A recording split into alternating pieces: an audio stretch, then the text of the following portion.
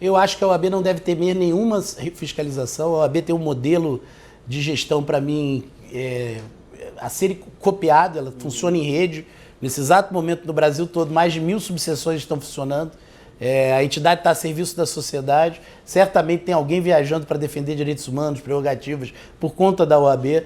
É uma entidade onde os dirigentes não se confundem com a entidade. O período de dirigente é muito curto. Eu, por exemplo, em 12 anos fui de conselheiro seccional a presidente do Conselho Federal, passando pela presidência da minha seccional e da minha Caixa de Advogados.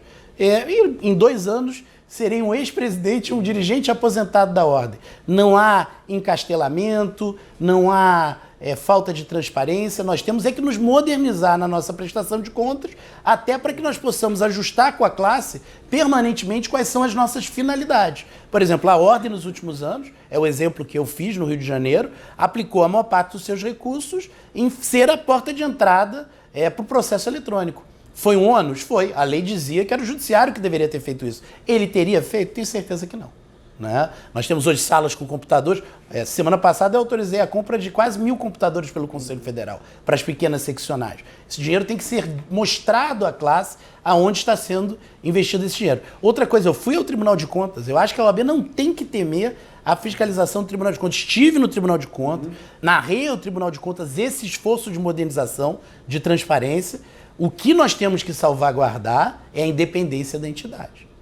Na hora que eu tiver que começar a discutir com o Tribunal de Contas, porque há 2 semanas nós fizemos um Encontro Nacional da Mulher Advogada para defender minorias, para defender mulheres negras, para defender mulheres que são vítimas todos os dias do feminicídio, como uma finalidade da entidade, né? Uma discussão sobre a independência da entidade, aí eu já acho que esbarra no papel histórico institucional da Ordem dos Advogados. E por isso a decisão do Supremo, que nos transforma numa entidade sui generis. Por isso eu estranho quando o advogado diz a OAB não devia tratar desses outros temas. Porque se ela não for tratar desses outros temas, efetivamente ela deve se submeter ao Tribunal de Contas plenamente e ser apenas um conselho ético profissional. Né? Ou seja, ser um órgão disciplinar, um órgão de controle disciplinar da sua profissão. É quando ela extrapola, quando ela salta esse muro, né? Quando ela tem que fazer essa função a serviço da sociedade, que ela precisa de independência e autonomia na utilização dos seus recursos. O que não significa ser imune à transparência, muito pelo contrário. Acho que é dever de casa nosso.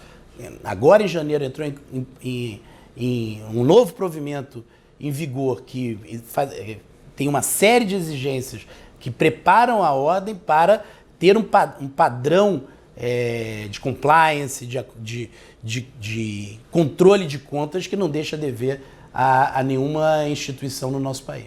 Assim como a transparência é um desafio, a ordem não pode ser contra a transparência, ela tem que modernizar os seus instrumentos de transparência, garantindo a sua independência. A eleição direta para o Conselho Federal é uma necessidade da modernização da entidade. Nós temos hoje uma classe com mais de 1 milhão de advogados, que participa diretamente da vida da entidade, que acompanha a entidade pelo site, a boa parte dessa classe, acompanha pelos grupos de WhatsApp, quer falar na vida da entidade. O Conselho Federal mudou de atribuição, se aproximou dessa base, porque como era antigamente, era uma federação realmente estabelecida, onde o presidente da seccional era a figura maior da ordem. No meu tempo de garoto era assim, o presidente do Conselho Federal era algo muito distante, era um porta-voz das grandes crises, do momento de impeachment, da luta pela democracia, mas não era uma pessoa presente no meu cotidiano. O presidente do cotidiano era o presidente da seccional. Tanto que o meu sonho de vida era presidir minha seccional. A presidência do Conselho Federal é uma missão. Né? A presidência do meu conselho seccional era um sonho de jovem estudante, era algo que eu via no cotidiano, na rua, como algo, poxa, esse papel é algo que eu gostaria de um dia ter na minha carreira, porque eu entendo a sua função no meu cotidiano. Hoje eu entendo que o presidente do Conselho Federal está muito mais presente pelas redes, pela forma que se organizam as grandes questões, pela centralidade de Brasília na vida do país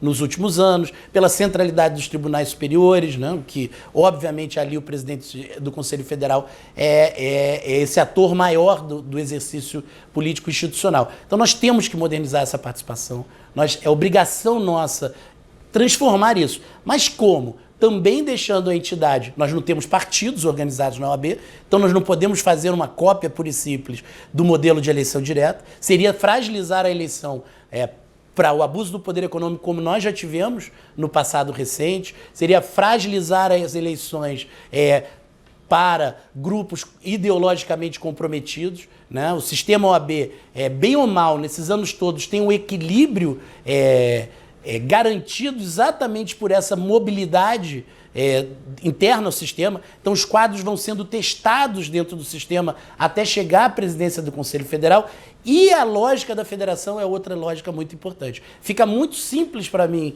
como uma liderança que vem do Rio de Janeiro ou para uma liderança de São Paulo, falar, já que metade da advocacia brasileira está nesses dois estados, dizer, não, tem que ser um homem um voto, mas eu tenho que pensar que a advocacia brasileira ela tem essa qualidade que outros países do mundo não têm, né? Que é um equilíbrio nacional. O Conselho Federal ele é uma grande câmara de compensação de um desequilíbrio natural de tamanho entre os grandes estados brasileiros. Como eu mantenho esse pacto federativo e amplio a democracia? Acho que esse é o grande desafio. É possível, com soluções que sejam testadas nos próximos anos, né? Uma participação direta que passe por filtros na indicação dos candidatos, pelo número de apoios dos estados, que garanta esse equilíbrio institucional entre os entes da federação. Eu acredito que é possível e é necessário, porque a classe clama por uma participação maior e eu sempre disse isso, acho que a entidade precisa enfrentar esse desafio.